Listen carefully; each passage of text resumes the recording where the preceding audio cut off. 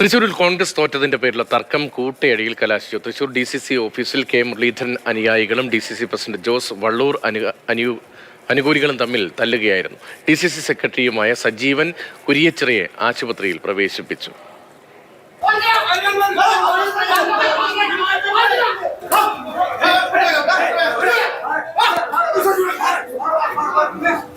മുരളീധരന്റെ അനുയായിയും DCC സെക്രട്ടറിയുമായ Sajeevan കുരിയച്ചിറയെ DCC president Jose Vallur അനുകൂലികൾ ചേർന്ന് പിടിച്ചു തള്ളിയെന്നാണ് ആരോപണം.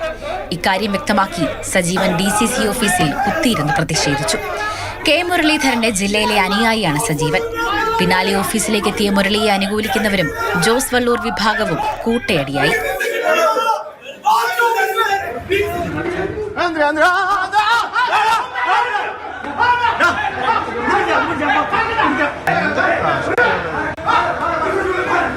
തന്നെ വിളിച്ചു വരുത്തി DCC പ്രസിഡന്റും അദ്ദേഹത്തിന്റെ ഗുണ്ടകളും കയ്യേറ്റം ചെയ്തതായി പറഞ്ഞ് സജീവൻ പൊട്ടിക്കരഞ്ഞു. DCC പ്രസിഡന്റിന്റെ നേതൃത്വത്തിൽ അവന്റെ കുറെ ഗുണ്ടകളുണ്ട്, അവര് വിളിച്ചു വരുത്തിയിട്ടാണ് എന്നെ ആക്രമിച്ചത്. DCC പ്രസിഡന്റ് അടക്കം പണി ചെയ്തു. അല്ല, ഞാനാണ് അവനെതിരെ ഞാനാണ് പ്രചരണം നടത്തുന്നത്. എനിക്കറിയില്ല. തെരഞ്ഞെടുപ്പിൽ കേരളത്തിൽ 18 മണ്ഡലങ്ങളിൽ UDF ജയിച്ചു. ആലത്തൂരിൽ LDFും തൃശൂരിൽ NDA സ്ഥാനാർത്ഥി സുരേഷ് ഗോപിയുമാണ് ജയിച്ചത്. മണ്ഡലത്തിൽ മുരളീധരൻ 3ാം സ്ഥാനത്ത് മാത്രമാണ് എത്തിയത്. ഇതാണ് കയ്യാങ്കളിയിലേക്ക് നീങ്ങാൻ കാരണമായത്. DCC ഓഫീസിനകത്ത് വെച്ച് നടന്ന ഈ കയ്യാങ്കളിയെ അതീവ ഗൗരവത്തോടെയാണ് മുതിർന്ന നേതാക്കൾ കാണുന്നത്.